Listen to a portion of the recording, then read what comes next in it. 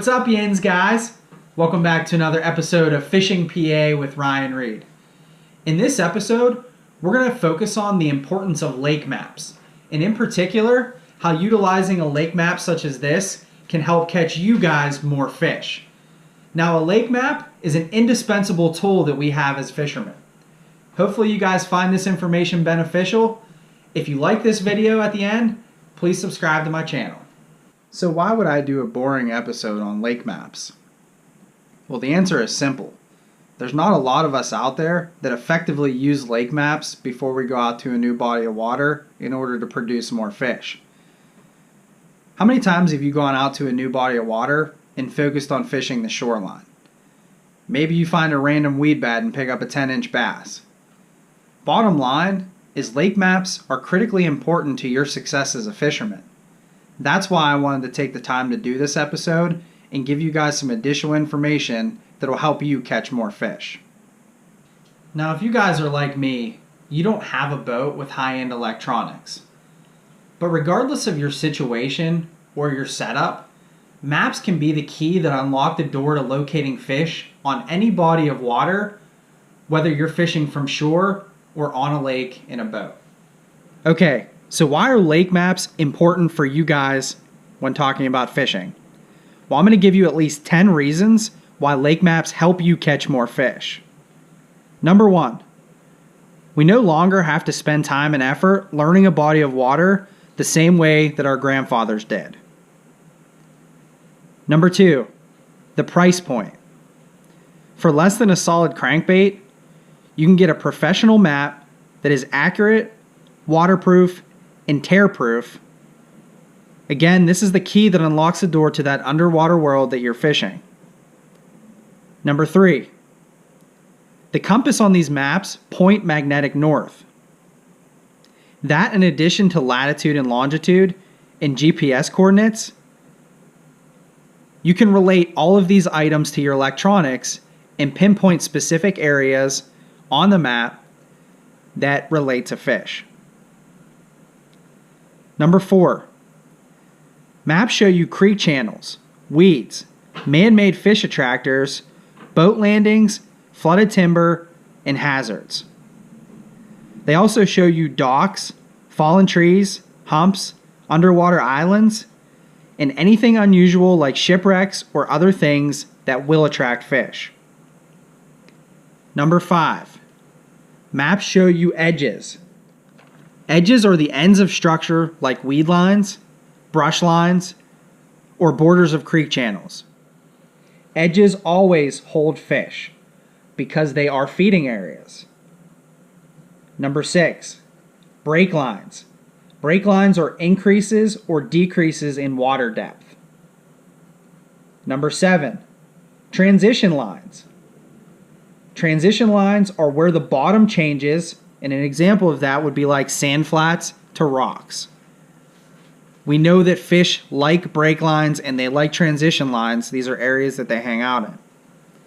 Number 8, maps also mark marinas and boat landings, which will help you locate areas to launch in order to be the closest to the areas that you want to fish. They also mark public fishing areas. A lot of times you'll go to a Pennsylvania lake and you'll see a boat launch, but there are designated fishing areas that are actually very, very good. Number 9, maps help you determine the gear that you need for that fishing trip. A lake map can tell you about certain aspects of that lake that will help you determine what type of line you need based on the features like fallen timber or underwater structure. Number 10, water depth. Understanding water depth will help you not only decide how much weight on a specific lure that you need, but it also gauges specific areas. For example, if you're fishing for muskie, you may want to be in that 10 to 12 foot water range. A map will help you stay on those breaks and help you keep the depth that you're looking to maintain. Here's a bonus point.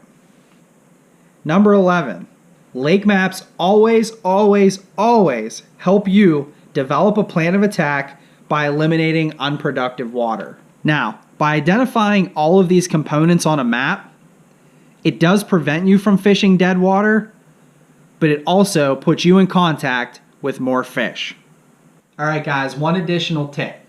When you take your lake maps and you identify underwater humps and underwater islands and underwater structure and points, we always notate that on the map.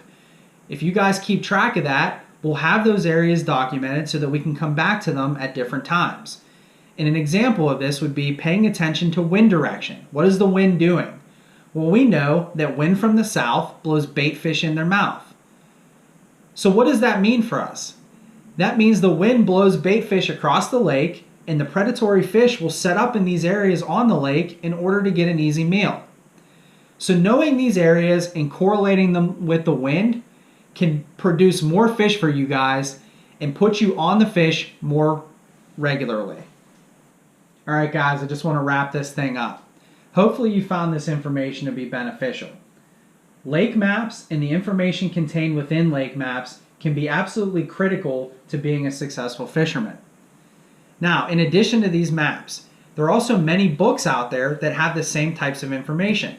An example of this, and I know this isn't a PA lake, but many of you in Western Pennsylvania have gone there, Deep Creek Lake. This is a fishing guide to Deep Creek Lake, Maryland. And within this fishing guide, you're going to find some of the similar information like structure on points, weed beds, and those types of things. A combination of a lake map and a book like this can change the game for you on any given body of water. So with that said, get out there, take a look at your maps, take a look at the information on specific lakes, and do your homework before you go out there and visit a lake. It will produce more fish for you guys. One last thing I want to say, if they don't have these types of maps, go out to the Boat and Fish website and double check lakes like Keystone or Twin Lakes. They actually have smaller versions of these structure maps available for you guys to download. If you can find that, you can mark them up and do the exact same thing we talked about earlier, again, to help you guys be a better fisherman. I hope you guys liked this information and I hope it was beneficial. If you guys did like this, please like the video or feel free to subscribe to my channel. If there's something specific you guys would like to see, always feel free to reach out to me and I'll do my best to get you a video on it. Alright guys, I just want to thank you very much again for your time. It's greatly appreciated.